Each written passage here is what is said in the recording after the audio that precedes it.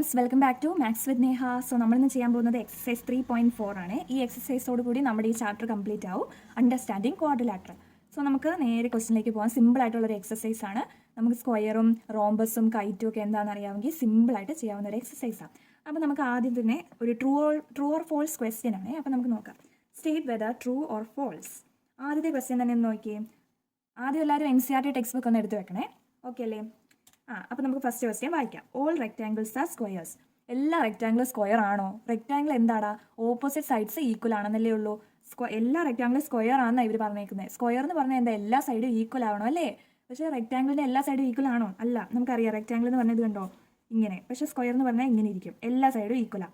പക്ഷേ റെക്ടാങ്കിളിൻ്റെ opposite side മാത്രം ഇതും ഈക്വല. പക്ഷേ ഇതും ഈക്വലാണ്. പക്ഷേ എല്ലാ സൈഡും ഈക്വൽ ആണോ? അല്ല. അപ്പോൾ അത് ഫോൾസ് അല്ലേ? ഫോൾസ്. ഓക്കെ. അപ്പോൾ നമുക്ക് ബിയിലേക്ക് പോവാം. All rhombus are parallelograms. എല്ലാ റോംബസും പാരലോഗ്രാം ആണോ? അതെ അല്ലേ? റോംബസ് എല്ലാം പാരലോഗ്രാമാണ്. റോംബസ് എന്ന് പറഞ്ഞാൽ ഇങ്ങനെയൊക്കെ തന്നെ ഇരിക്കും അല്ലേ? റോംബസിന് എല്ലാ സൈഡും ഈക്വൽ ആണ്. അപ്പോൾ എല്ലാ സൈഡും ഈക്വൽ ആണ്. ഇത് കണ്ടോ, ഈ രണ്ട് ഓപ്പോസിറ്റ് സൈഡ്സും പാരലാണ്, ഈ രണ്ട് ഓപ്പോസിറ്റ് സൈഡും പാരലാണ്. അപ്പോൾ പിന്നെ എല്ലാ റോംബസും പാരലോഗ്രാം തന്നെയല്ലേ? പാരലല്ലേ? ഓപ്പോസിറ്റ് സൈഡ്സ് പാരലാണ്, ഓപ്പോസിറ്റ് ആംഗിൾസ് ഈക്വൽ ആണ്. പാരലോഗ്രാമിൻ്റെ എല്ലാ പ്രോപ്പർട്ടീസും റോംബസിനുണ്ട്. അപ്പോൾ അത് ട്രൂ ആണ്. ഇനി അടുത്ത ക്വസ്റ്റ്യൻ നോക്കിയേ. All squares R rhombus and also rectangles. അത് ഒരു ട്രൂ ആയിട്ടുള്ള സ്റ്റേറ്റ്മെൻ്റ് ആണോ? എല്ലാ സ്ക്വയറും റോംബസും ആണ്, ഒരു റെക്ടാങ്കിൾസും ആണെന്ന്. അത് ട്രൂ അല്ലേടാ? ട്രൂ എന്ന് എഴുതട്ടെ. എന്താണെന്ന് പറയാം. എല്ലാ സ്ക്വയറും റോംബസ് ആണ്. ഇത് കണ്ടോ, റോംബസ് സ്ക്വയറും തമ്മിൽ വലിയ വ്യത്യാസമൊന്നുമില്ല അല്ലേ? അവരുടെയും ഡയഗണൽസ് ഒക്കെ പെർപെൻഡിക്കുലർ ബൈസെക്ടേഴ്സ് ആണ്. അതുപോലെ എല്ലാ സൈഡും ഈക്വൽ ആണ് അല്ലേ? അതുപോലെ തന്നെ റെക്ടാങ്കിളും, അതായത് സ്ക്വയർ എല്ലാ റെക്ടാങ്കിൾ ആണെന്ന് നമുക്ക് പറയാം. പക്ഷേ റെക്ടാങ്കിൾ എല്ലാം സ്ക്വയർ ആണെന്ന് പറയാൻ പറ്റുമോ? ഇല്ല. സ്ക്വയർ എല്ലാ ഓൾ സ്ക്വയേഴ്സ് ആർ റെക്ടാങ്കിൾസ് എന്ന് പറഞ്ഞാൽ ശരിയാണ്. ബിക്കോസ് എല്ലാ സ്ക്വയറും റെക്ടാങ്കിൾ അല്ലേ? റെക്ടാങ്കിൾ എന്ന് പറഞ്ഞാൽ എന്താ? എല്ലാ ആംഗിൾസ് 90 ഡിഗ്രി ആവണം. പിന്നെ ഓപ്പോസിറ്റ് ആയിട്ടുള്ള സൈഡൊക്കെ ഈക്വൽ ആവണം എന്നല്ലേ ഉള്ളൂ. അപ്പോൾ ഇതൊരു സ്ക്വയർ ആണേ. ആ സ്ക്വയറിൻ്റെ ഓപ്പോസിറ്റ് സൈഡ്സ് ഒക്കെ ഈക്വൽ അല്ലേ? ഇതും ഈക്വൽ ആണ്, ഇതും ഈക്വൽ ആണ്. എല്ലാം ഈക്വൽ ആയതുകൊണ്ട് കുഴപ്പമൊന്നുമില്ല. അതൊരു റെക്ടാങ്കിൾ ആണെന്ന് നമുക്ക് പറയാം അല്ലേ? അതുപോലെ ആംഗിൾസ് എല്ലാം 90 ഡിഗ്രി അല്ലേടാ സ്ക്വയറിൻ്റെ.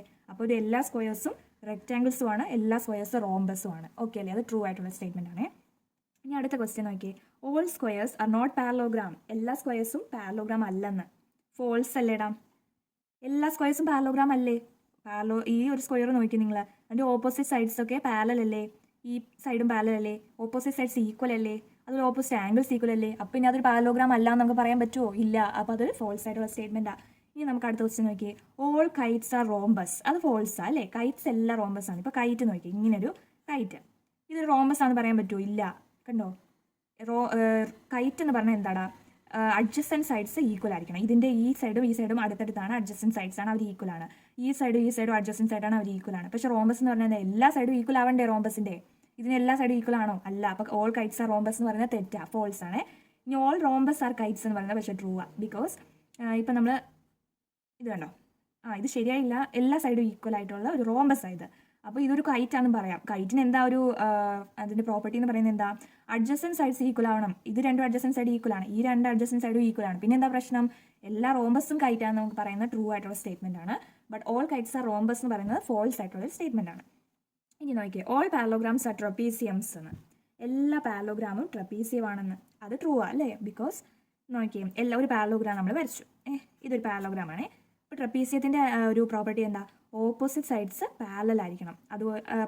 ഈക്വൽ ആവണമെന്നൊന്നും ഇല്ലല്ലോ. പാരലൽ ആയിരിക്കണം. ഓപ്പോസിറ്റ് സൈഡ്സ് ഏതെങ്കിലും ഒരു set of opposite sides equal അല്ലടാ, പാരലൽ ആവണം.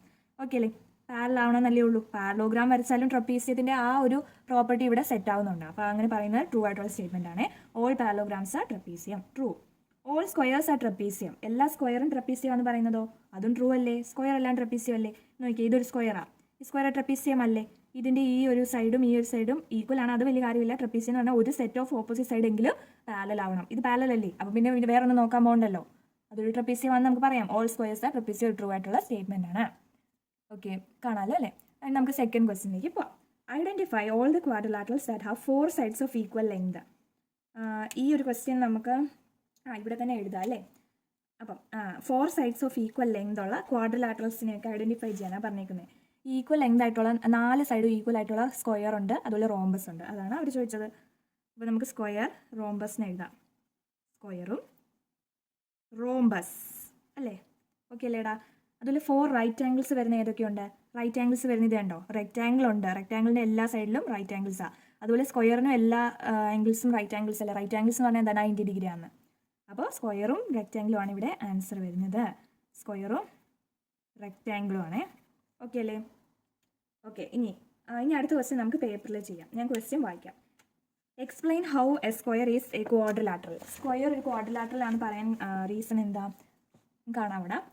അപ്പോൾ നമ്മുടെ തേർഡ് ക്വസ്റ്റ്യൻ അല്ലേടാ, അതാ തേർഡ് ക്വസ്റ്റ്യൻ്റെ ഫസ്റ്റ് ക്വസ്റ്റ്യൻ അല്ലേ. സ്ക്വയർ ഒരു ക്വാഡ്രിലാറ്ററൽ ആണ് പറയാൻ റീസൺ എന്താ? 4 സൈഡ് ഉള്ളതുകൊണ്ടല്ലേ ഇത് ക്വാഡ്രിലാറ്ററൽ ആയത്. ഇറ്റ് ഹാസ് 4 സൈഡ്സ്, അതാണ് അതിൻ്റെ റീസൺ. ഓക്കെ. ഇനി സെക്കൻഡ് ക്വസ്റ്റ്യൻ പറഞ്ഞാൽ അതൊരു പാരലോഗ്രാം ആയത് എന്തുകൊണ്ടാണ്? ഒരു സ്ക്വയർ പാരലോഗ്രാം ആണെന്ന് പറയുന്നത് എന്തുകൊണ്ടാണ്? ഓപ്പോസിറ്റ് സൈഡ്സ് പാരലൽ ആയതുകൊണ്ട് അല്ലേ. സ്ക്വയറിൻ്റെ ഓപ്പോസിറ്റ് സൈഡ്സ് പാരലൽ അല്ലേ, അതുകൊണ്ടാണ് opposite sides are parallel.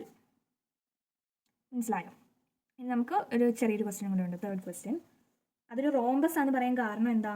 A rhombus all sides are equal and diagonals are perpendicular bisectors അല്ലേ. ഓൾ സൈഡ്സും ഈക്വൽ ആയതുകൊണ്ടും all sides are equal and diagonals are perpendicular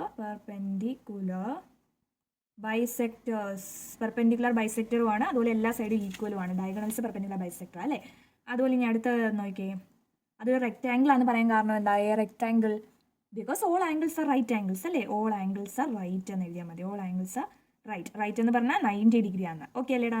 അപ്പോൾ ആ തേർഡ് ക്വസ്റ്റ്യൻ അങ്ങ് കഴിഞ്ഞു. ഇനി നമുക്ക് ഫോർത്ത് ക്വസ്റ്റ്യൻ നോക്കാം. Fourth question, name the quadrilaterals whose diagonals bisect each other. ഏതിൻ്റെയൊക്കെ ഡയഗണൽസാണ് ബൈസെക്ട് ചെയ്യുന്നത്? ഒരുപാടുണ്ട് അല്ലേ, അതെല്ലാം ഞാൻ എഴുതാം. റോംബസ് ആദ്യത്തെ എക്സാമ്പിളാണ് റോംബസ്. റോംബസിൻ്റെ ബൈസെക്ട് ഈച്ച് അതർ അല്ലേ ഡയഗണൽസ്. അതുപോലെ പാരലോഗ്രാം ഇല്ലേ, പാരലോഗ്രാം സ്പെല്ലിങ് നിങ്ങൾ പിന്നെ നോക്കി എഴുതിയാൽ മതി. അപ്പോൾ പാരലോഗ്രാം, പിന്നെ സ്ക്വയർ ഉണ്ട്, സ്ക്വയർ, അതുപോലെ റെക്റ്റാങ്കിളും, ഇതിൻ്റെ എല്ലാമാണ് ബൈസെക്ട് ചെയ്യുന്നത്. നിങ്ങൾക്ക് ഭയങ്കര ബുദ്ധിമുട്ടാണ്, ഇത് കാണാൻ പഠിച്ചാലും മതി. ഇത്രയും നിങ്ങൾക്ക് ഉള്ളൂ, ബൈസെക്ട് ചെയ്യുന്നത് ഇത്രേ ഉള്ളൂ. അപ്പോൾ ഇനി അടുത്തത് perpendicular bisector of each other ഏതൊക്കെയാണ്? പെർപെൻഡിക്കുലർ ബൈസെക്ടർ ആയിട്ടുള്ള ആകെ രണ്ടെണ്ണേ ഉള്ളൂ, റോംബസും സ്ക്വയർ. ഓക്കെ അല്ലേടാ? റോംബസ് അതുപോലെ തന്നെ സ്ക്വയർ. ഓക്കെ ആണോ? ഇനി നമുക്ക് തേർഡ് ക്വസ്റ്റ്യനും കൂടെ ഉണ്ട്. Third question are equal. Diagonals equal ആയിട്ടുള്ള ഏതിനൊക്കെയാണ്? റെക്റ്റാങ്കിളിനും സ്ക്വയറിനും അല്ലേ? അതെ, റെക്റ്റാങ്കിളിനും സ്ക്വയറിനുമാണ് ഈക്വൽ ആയിട്ടുള്ള ഡയഗണൽസ് ഉള്ളത് കേട്ടോ. Diagonals R equal. ഇനി നമുക്ക് ഫിഫ്ത്ത് ക്വസ്റ്റ്യനിലേക്ക് പോവാം. ഫിഫ്ത്ത് ക്വസ്റ്റ്യൻ പറയുന്നത് എന്താ? Explain Y A rectangle is A convex quadrilateral. Rectangle എന്ന് പറയുന്ന കോൺവെക്സ് ക്വാഡ്രിലാറ്ററൽ ആണ് പറയുന്ന കാരണം എന്താ? ഇത് കണ്ടോ, റെക്റ്റാങ്കിൾ കോൺവെക്സ് എന്ന് പറയാൻ കാരണം എന്താ? അതിൻ്റെ ഡയഗണൽസ് വരയ്ക്കുമ്പോൾ എല്ലാം അകത്തല്ലേ വരുന്നത്, ഇൻറ്റീരിയറിലല്ലേ വന്നേക്കുന്നത്. Diagonals lie in its interior portion. അങ്ങനെയാണ് ആൻസർ എഴുതണ്ടേ. Diagonals lie in its interior portion. Okay അല്ലേടാ? നിങ്ങൾക്ക് മനസ്സിലായോ? എന്നാൽ നമുക്ക് അടുത്ത ക്വസ്റ്റ്യൻ നോക്കാം. അടുത്ത ക്വസ്റ്റ്യൻ നമ്മൾ ടെക്സ്റ്റ് എടുക്കുന്നുണ്ട്. ടെക്സ്റ്റിൽ കാണാമോ?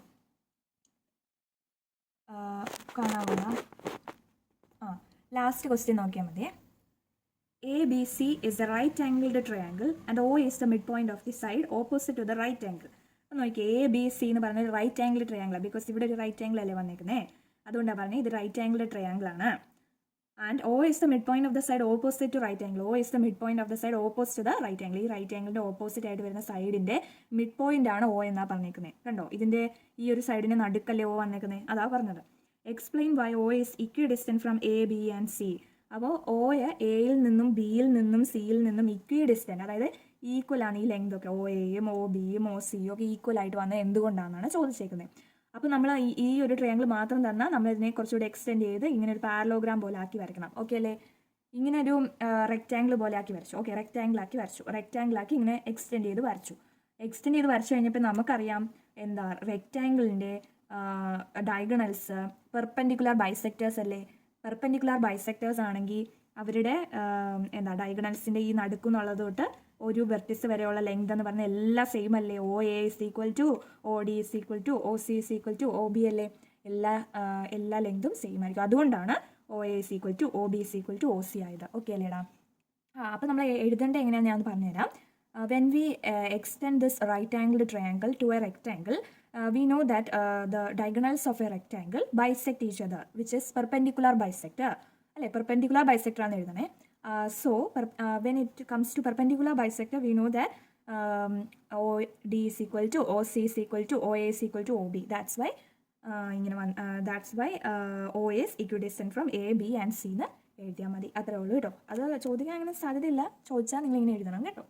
അപ്പോൾ ഓക്കെ അല്ലേ, ഇത്രേ ഉള്ളൂ നമ്മുടെ എക്സസൈസസ്. അങ്ങനെ ഈ അണ്ടർസ്റ്റാൻഡിങ് ക്വാഡ്രിലാറ്ററൽ നമ്മൾ കംപ്ലീറ്റ് ചെയ്തു. എന്തെങ്കിലും ഡൗട്ട്സ് ഉണ്ടെങ്കിൽ നിങ്ങൾ കമൻറ്റ് ബോക്സിൽ ഇടണം കേട്ടോ. അപ്പോൾ നമുക്ക് ഷോർട്സ് ആയിട്ട് അത് അപ്ലോഡ് ചെയ്യുന്നതായിരിക്കും. അപ്പം വീഡിയോ ഇഷ്ടമായ എല്ലാവരും ലൈക്ക് ചെയ്യണം, അതുപോലെ കമൻറ്റ് ചെയ്യണം, സബ്സ്ക്രൈബ് ചെയ്യണം, പിന്നെ നിങ്ങളുടെ ഫ്രണ്ട്സിനൊക്കെ ഷെയർ ചെയ്ത് കൊടുക്കണേ. ഓക്കെ അല്ലേ, അപ്പോൾ ശരി, ബൈ.